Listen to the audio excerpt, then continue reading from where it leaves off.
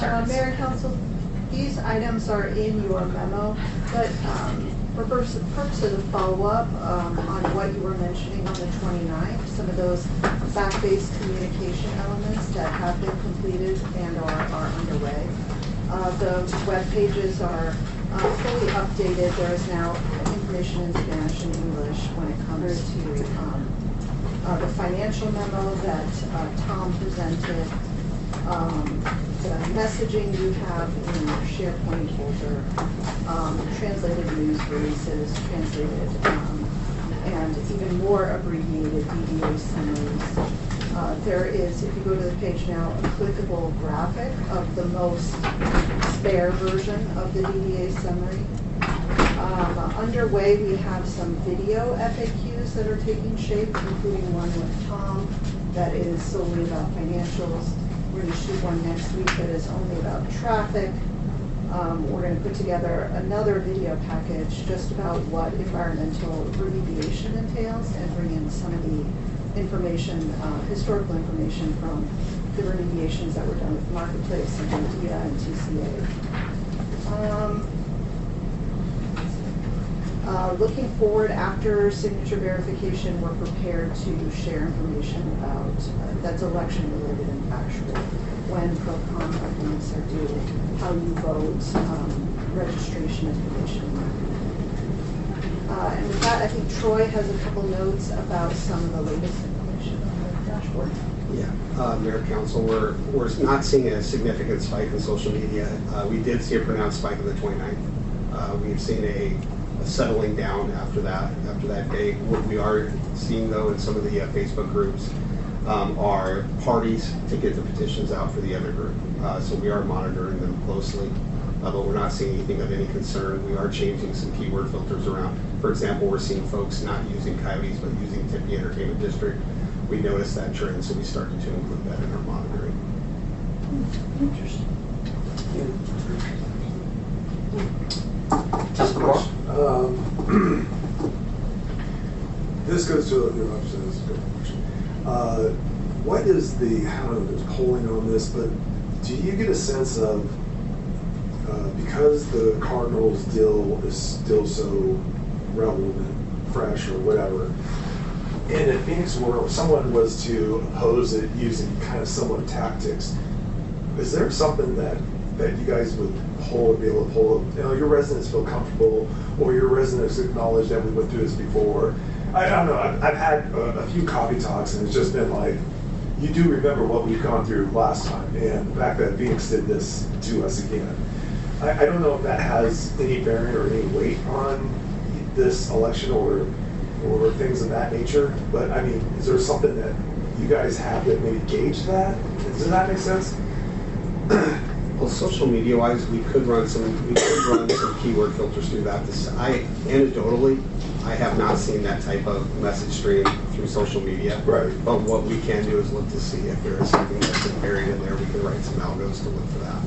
But I haven't seen it. But I mean, it's more of a survey, I guess. Yeah. It would have to be than anything else. I don't know how to probably explain it, but it's just more of I would love to feel the weight of our residents when it comes down to this issue. It's also the verses of Phoenix and Tempe again, and where do people, kind of lay at? What's their thoughts? I guess, and I don't know how.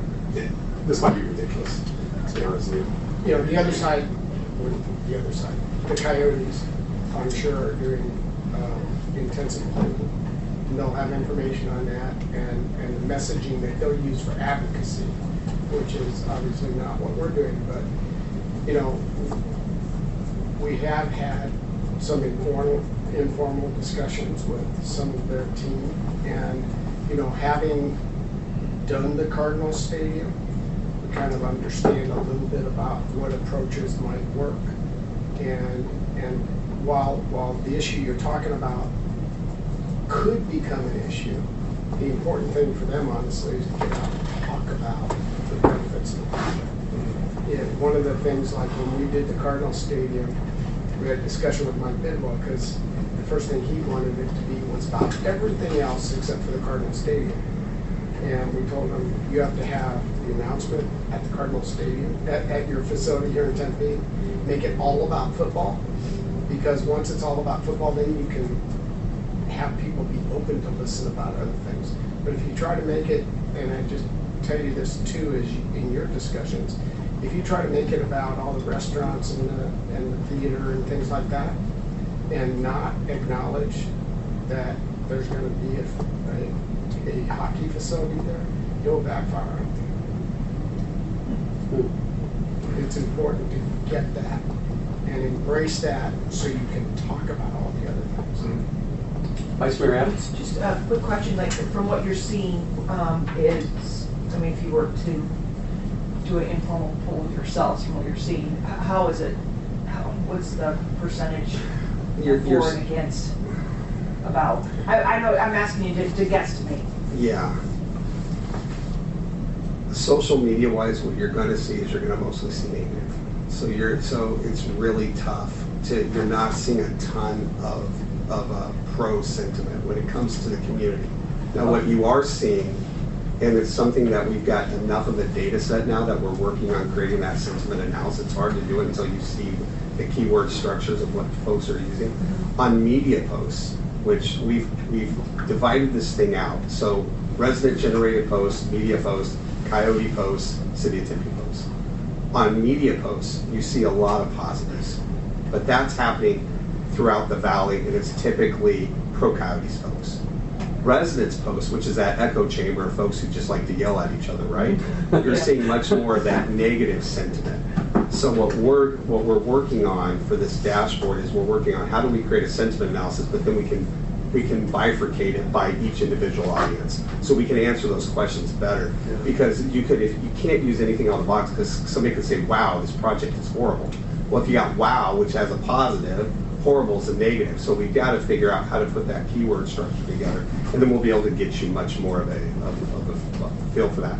I can tell you though, anecdotally, we've worked on a lot of projects, not to this magnitude, but a lot of projects across the valley, across the country. You're not seeing, like, for example, in those posts for those, I look at more of omission versus addition when it comes to measuring where a community sits. When you're having these bar parties to get people to sign the petition, very little engagement. Tapscott, Tomasi, nowhere near the engagement we've seen on other things we've done out here for you guys in the past. So that right there tells me you don't have that bubbling up effect. But creating that trend data allows us to see when that goes up, we know there's something wrong. Okay. Right now what we're seeing is there's just the typical, who I call the cave people, citizens against virtually everything. Yes, exactly. They're the ones who are out there. We haven't seen where it's got into the normal folk. He's the president, CEO of Cave. Self-appointed. Exactly. Self-appointed emperor. Well, actually, Vice Mayor Adams, to your point too, and I appreciate your question, because I thought I've sort of been watching a lot of it too, as I know a lot of us do with social media, and one of the things that I've seen is, right, our self-appointed emperor of Cave, he'll put things on and maybe there's 1 or 2 likes on a post. And that's pretty much it. And then I noticed, about a week and a half ago or so, when Nick Bastian put up one post and saying, "Hey, I'm the chairman of the Tempe Wins campaign," and he had a picture of him holding a petition. There were about 155 or 156 likes on that post and about 52 engagements. And I went through just to see are these just friends of his that could be in the general Phoenix area or potentially out-of-state folks, or are they a lot of Tempe people? And there were a lot of Tempe people that we all know who were South Tempe, North Tempe, writing back saying, "Hey, I support the project. Can I come to your office and sign? Can we meet up somewhere?" And so I just thought that was really interesting. Just, I think, granted, it was one post, but I think what they're doing, which is also very smart, is, Nick is very supportive, but he's not overloading the circuits constantly. So when he is speaking, I feel people are listening.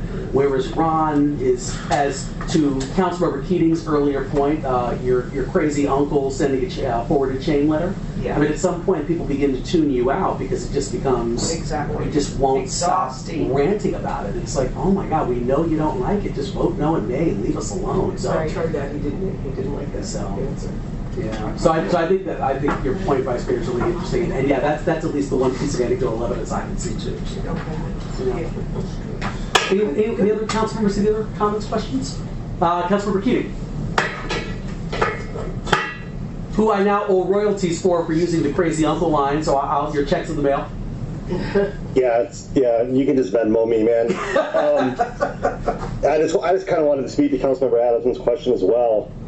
I can say 100% of people that I've talked to are in support of the project. And it's not like I'm in my own echo chamber either. You know, like, I eat out almost every meal. I talk to a lot of residents, and I kind of get around, and everyone is actually pretty thrilled about it. And even at, like, I was at Diablo's last night, and to a man, they were all supportive of it. And one guy had a little bit of concerns about, frankly, the airport. He didn't know that essentially that Sky Harbor had backed down, and it just, I think to your point, the echo chamber tends to portray it like it has more gravity than it normally does.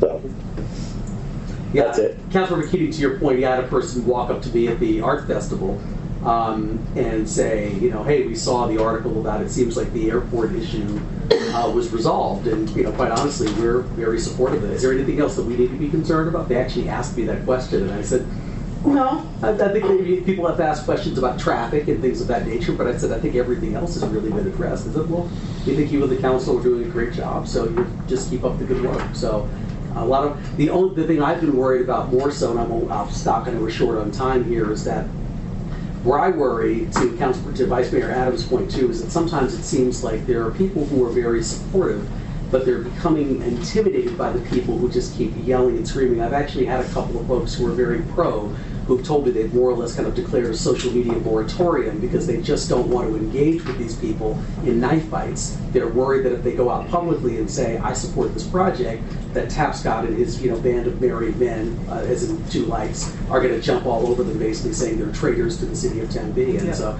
there are just people saying, I just don't want to engage. So there's probably a lot of silent people who are very supportive that just are not publicly stating something. So, Well, Mayor, can I add one? Yes, please. So what you typically see, and what we've seen in other issues we've worked on, the best way to get that community opposition going is going and posting in Facebook groups. And you all know that Maple Ash group is definitely very, very ripe for that. We're not seeing that, which is telling me that even the folks in a group like the Maple Ash group aren't jumping onto it. I think she's the one that's most worked up, if anything, because hear them. I know. Tapscott. Exactly. That's it. Councilmember Keating? Oh no, I don't have anything more. Sorry. Okay, sorry.